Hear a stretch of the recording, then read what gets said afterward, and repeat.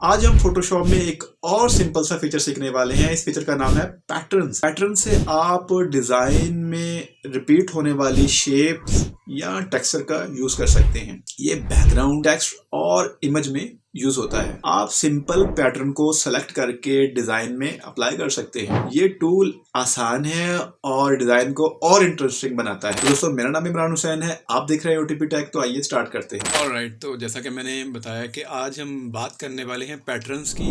Pattern tool कहाँ पर होता है? यहाँ पर जो क्लोन स्टैम्प टूल है उसके नीचे ही पैटर्न स्टैम्प टूल होता है।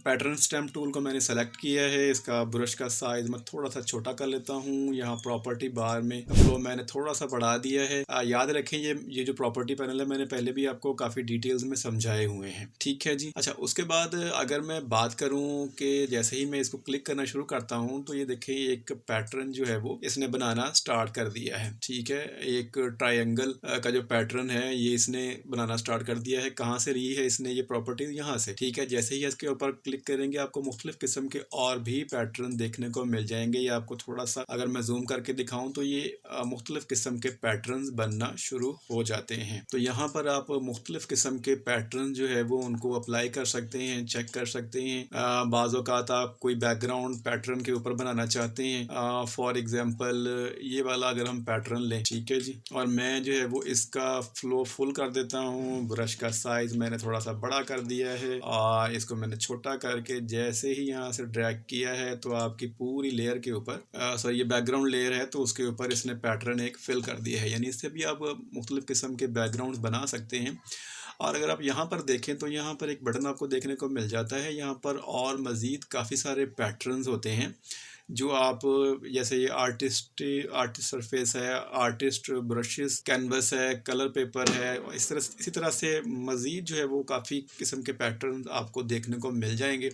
आप मज़ीद पैटर्न यहाँ पर अपनी लाइब्रेरी में ऐड कर सकते हैं। अच्छा, पैटर्न को आप जो है वो ना सिर्फ पैटर्न ब्रश के साथ यूज़ कर सकते हैं, बल्कि अगर आप पैटर्न्स को किसी जगह पर फिल करना चाहें, मैं जल्दी से एक न्यू लेयर ले लेता हूँ। न्यू लेयर लेने के बाद मैंने यहाँ पर जो है वो सिलेक्शन बनाई। अब फिल करने के लिए मैंने जो है वो शिफ्ट बैक स्पेस प्रेस करूंगा। ये कंटेंट अवेयर भी यहाँ से आप कर सकते हैं। फिर यहाँ से आप ड्रॉप डाउन मेन्यू जो है वो इस पर सिलेक्ट करेंगे तो यहाँ पर आपको बटन देखने को मिलता है पैटर्न। ठीक है जी, इसको आप जो है वो ओके करेंगे तो आपका पैटर्न यहाँ पर फिल हो जाएगा। ठीक है जी, तो इस तरह से जो है वो आप पैटर्न अपने मुख्तलिफ जगहों पर फिल भी कर सकते हैं जी। इसी तरह से आप जो है वो अपने मुख्तलिफ किस्म के पैटर्न्स भी बना सकते हैं। मिसाल के तौर के ऊपर पैटर्न बना ले या टेक्सचर बना ले। मैंने यहाँ पर एक इमेज, इस इमेज के ऊपर हम पहले भी काफ़ी जो है वो वीडियोस बना चुके हैं। तो यहीं से मैं आपको, अगर मैं चाहता हूँ कि ये जो बादल हैं या ये वाटर है इसका एक पैटर्न बन जाए, तो मैंने इसकी जो है वो सिलेक्शन बनाई। सिलेक्शन बनाने के बाद मैं चला गया एडिट में। ठीक है, यहाँ फाइल के साथ ही एडिट बटन है। एडिट बटन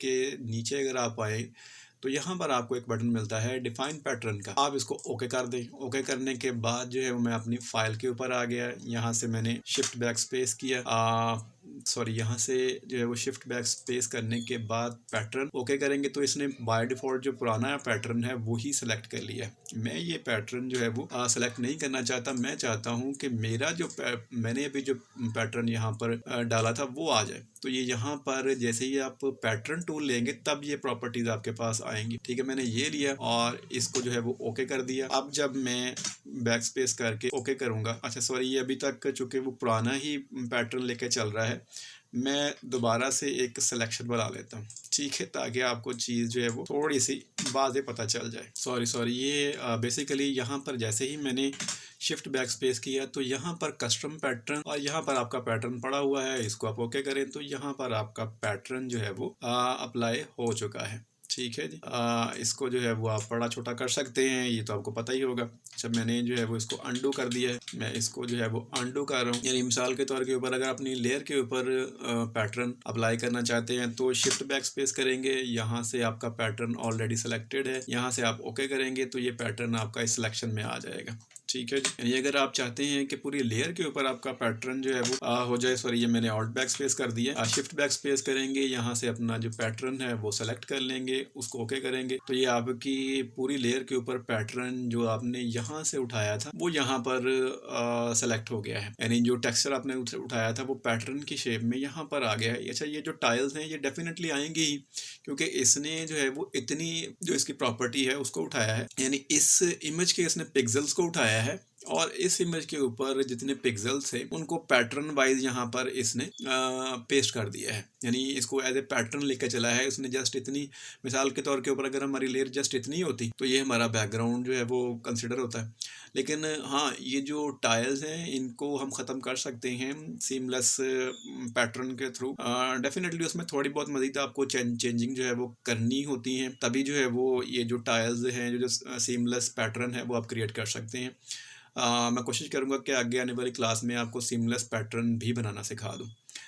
फॉर एग्ज़ाम्पल अगर आप इसी तरह से अपना कोई ख़ुद का पैटर्न क्रिएट करना चाहते हैं, मैं जल्दी से ये एक जो है वो छोटी फ़ाइल, या अगर आप देखें तो मैंने 20x20 की एक फ़ाइल ली है, ठीक है। न्यू फाइल लेने के बाद मैंने ये देखे तो ये 20x20 पिक्सल की फ़ाइल है, और मैंने यहाँ पर आकर, अच्छा यहाँ से आकर मैंने एक रेक्टेंगल ली, यहाँ से भी आप ऐसे रेक्टेंगल ले सकते हैं। तो ये मैंने जो है वो एक रेक्टेंगल ली, यहाँ से रेक्टेंगल लेने के बाद मैंने इसका जो है वो कलर थोड़ा सा जो है हम चेंज कर देंगे। मिसाल के तौर के ऊपर मैंने ये वाला कलर लिया है और इसको मैं ऑल्ट बैक स्पेस करके यहाँ पर मैंने इसका कलर जो है वो फिल कर दिया है।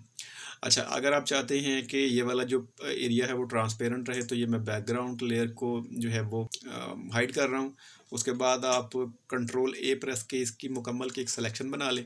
सिलेक्शन बनाने के बाद फाइल में आ जाएं और यहाँ पर एडिट में आ जाएं। एडिट में आने के बाद आप यहाँ पर डिफाइन पैटर्न कर दें, पैटर्न ऐड करें, और अपनी जो है वो इस लेयर के ऊपर आने के बाद आप जो है वो शिफ्ट बैक स्पेस करें। शिफ्ट बैक स्पेस करने के बाद ये वाला पैटर्न अप्लाई कर दें, तो ये देखें कुछ इस तरह का पैटर्न आपका अप्लाई हो जाएगा। अगर मैं इसके ऊपर अपना पैटर्न जो है वो अप्लाई करूँ इस इमेज के ऊपर, इसने सिलेक्शन बनाई हुई है तो उसने सिलेक्शन के ऊपर ही इसको कर दिया है। मैं सिलेक्शन जो है वो ख़त्म कर देता हूँ। ख़त्म करने के बाद मैंने शिफ्ट बैक स्पेस किया, यहाँ से ये पैटर्न हमारा सेलेक्ट किया, ओके किया, तो ये पैटर्न यहाँ पर हमारा हो गया है। तो देखें बड़े छोटे छोटे से ब्लू कलर के डॉट्स हैं, और आप जो है वो यहाँ से मज़ीद थोड़ी बहुत चेंजिंग इसमें कर सकते हैं। मैंने उसी लेयर के ऊपर बनाया था तो यहाँ पर ब्लेंडिंग मोड्स नहीं आ रहे। मैंने न्यू लेयर ली है, शिफ्ट बैक स्पेस करने के बाद इसको जो है मैंने ओके किया है। यहाँ से आप मुख्तलिफ किस्म के ब्लेंडिंग मोड्स भी जो है करके देख सकते हैं। तो ये थोड़ा सा रिजल्ट आपके पास मज़ीद चेंज सा आना स्टार्ट हो जाएगा। ये आप देखें तो जैसे एक एआई फ़ोटो जो है वो आपको वैसे लग रही है। एआई में इसी तरह की फ़ोटोज़ नॉर्मली क्रिएट होती हैं, ग्रिड्स के साथ जो है वो फ़ोटोज़ को मैक्सिमम बनाया जाता है। आर्टिफिशियल इंटेलिजेंस में ज़ाहिर है एक पैटर्न को लेकर जो है वो आर्टिफिशियल इंटेलिजेंस चलती है, तो उसी को वो फॉलो करती है, ठीक है। तो ये आप देखें थोड़ी सी लुक जो है वो इसकी चेंज हो गई है। अगर मैं इसको कंट्रोल आई करूँगा तो इसका कलर जो है वो इसने शिफ्ट कर दिया है येलो कलर में, ठीक है। तो इस तरह मुख्तलिफ किस्म के एक्सपेरिमेंट करके इस पैटर्न टूल को बहुत ही यूज़फुली और क्रिएटिवली यूज़ कर सकते हैं। तो इसकी प्रैक्टिस आप ज़रूर करें। आज आपने सीखा फोटोशॉप में पैटर्न का यूज़ कैसे कर सकते हैं।